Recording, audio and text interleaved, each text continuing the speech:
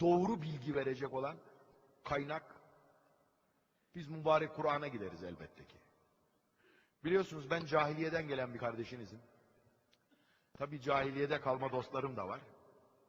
Bazen hukukumuz eski tabii. Öyle adamı çöpe atacak halin yok ki. Ara sıra görüşüyoruz. Belki bir faydamız olur diye. Yerhamukallah. Bir faydamız olur diye. Bana dedi ki bir gün bir tanesi sohbet esnasında.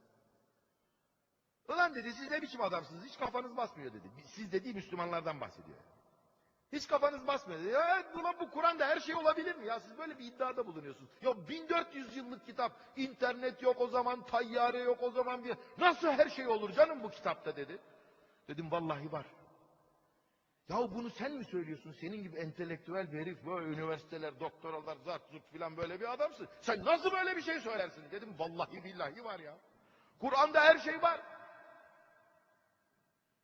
Sana dedim ispat edeceğim, deliliyle söyleyeceğim her şey olduğunu. Söz gelimi dedim mübarek Kur'an'da omlet nasıl yapılır? Kur'an'da yazıyor. Otomobil lastiği nasıl değiştirilir? Mübarek Kur'an'da yazıyor. Denizaltı gemisi inşa etmek için ne gerekir? Mübarek Kur'an'da yazıyor. Ayakkabı nasıl bağlanır? Mübarek Kur'an'da yazıyor. Halı nasıl silkelenir? Yufka nasıl açılır? Çamaşır makinesinin, bulaşık makinesinin ısıtıcısı kireç bağladığı zaman ne yapmak lazımdır? Bütün bunlar mübarek Kur'an'da yazıyor dedim. Olur mu lan öyle şey dedi. Dedim vallahi yazıyor ya, yemin ediyorum sana. Hadi siz kafirsiniz, bir şeyden korkmazsınız. Ben Allah'tan korkan adamım ve yemin ediyorum sana vallahi var Kur'an'da bunların hepsi. İspat et dedi. İspat edeceğim. Mümin Müslüman delilsiz konuşmaz. Delil getirdiği zaman da öyle sağdan soldan değil, Kitabullah'tan getirir delilini. Ya da sünnet-i Resulullah'tan, başka yeri yoktur. Dedim şimdi sana delil söyleyeceğim. Allah Celle Celaluhu benim gibi sözü uzatmaz, o ekonomik konuşur. Mübarek Kur'an'da tek bir sual cümlesiyle bunları anlatıyor. Diyor ki, siz hiç aklınızı kullanmaz mısınız? Affedersiniz, o günkü konuşmayı aynen aktardığım için böyle oluyor. Dedim, ulan dangalak, omlet yapmak için senin vahye mi ihtiyacın var? Araba lastiği tamir etmek için senin vahye mi ihtiyacın var?